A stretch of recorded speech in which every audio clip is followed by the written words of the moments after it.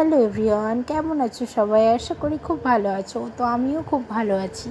তো আজকে আমাদের এখানে ঝুড়িকালী পুজো। সবাইকে ঝুড়িকালীর পুজোর শুভেচ্ছা। এই যে দেখো, ঝুড়িকালী পূজার জন্য সব কিছু সাজিয়ে নিয়েছি। এই যে দুটো ডাব, আমাদের এখানে নিয়ম আছে শীতলা মাকে ডাব দিতে হয়। এই যে শাশুড়ি মা আর মেয়ে রেডি হয়েছে, আমিও রেডি হয়েছি আমাকে দেখানোর মতন কারো। এই যে আমি রেডি হয়ে গেছি, আমাকে ফুল লুকটা দেখানোর কেউ ছিল না যে আমাকে ভিডিও করে দিবে, ওর বাবা ছিল না। তো এই যে দেখো চলে আসলাম প্রসাদ নিয়ে। আমাদের এখানে ঝুড়িকালী পুজো শীতলা পূজা একসঙ্গেই হয়। ঝুড়িকালী পুজো রাত্রে হয়, শীতলা পূজা দিনে হয়। তো এই যে শাশুড়ি মা আসছে ডালাটা নিয়ে, এই যে আমার মাও এসেছে হলুদ শাড়ি, এই যে আমার মা। আর এখানে ছোটোখাটো একটা মেলা বসেছে আর কি, খাওয়ার দোকান, সব ভোগ টোক দেওয়ার দোকান বসেছে। এই যে আমরা ঢুকছি মন্দিরে ভিতরে।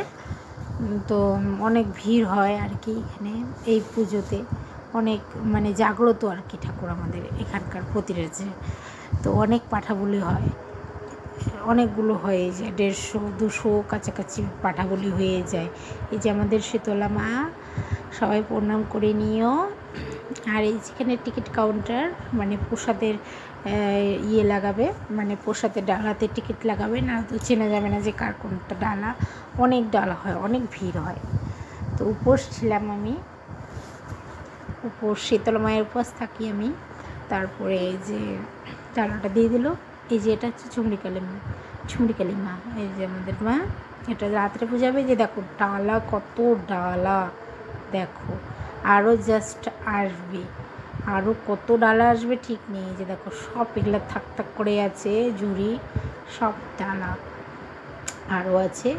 আর কালী মায়ের আলাদা ভোগ, ওটা আলাদা দিতে হবে কালী মায়ের কাছে। তো সবাই বসে আছি, অঞ্জলি দিব। এই যে তার মধ্যেই একজন ঘর নেমে গেছে দেখো, এই যে আমাদের এখানকারই। এই যে আমার মেয়ে আর মেয়ের বান্ধবী চলে আসছে, মেয়ের বান্ধবীর সঙ্গে দেখা হয়ে গেল। তো দেখা করছে। আর এটা হচ্ছে আমার বান্ধবীর মা গল্প করছে বান্ধবীর মায়ের সঙ্গে। তো এই অঞ্জলি দিয়ে গেলেই আমরা চলে যাব। আমাকে দেখানোর মতন লোক ছিল না যে একটু কাউকে ধরতে দেবো, যে ভিডিও করে দেবে। মা তো পারে না, শাশুড়ি মাও পারে না। এই যে বাড়ি চলে যাচ্ছি, প্রচণ্ড গরম, প্রচণ্ড রোদ্র ছিল। আর তার মধ্যে ফ্রেশ হয়ে চলে এসেছে। এই যে তার মধ্যেই বান্ধবী চলে এসেছে, বান্ধবীর ননদ চা সবাই মিলে চলে এসেছে। আর আমি বানাচ্ছি চা। এই যে বান্ধবী, আমার বান্ধবী তো চেনই অনেকে।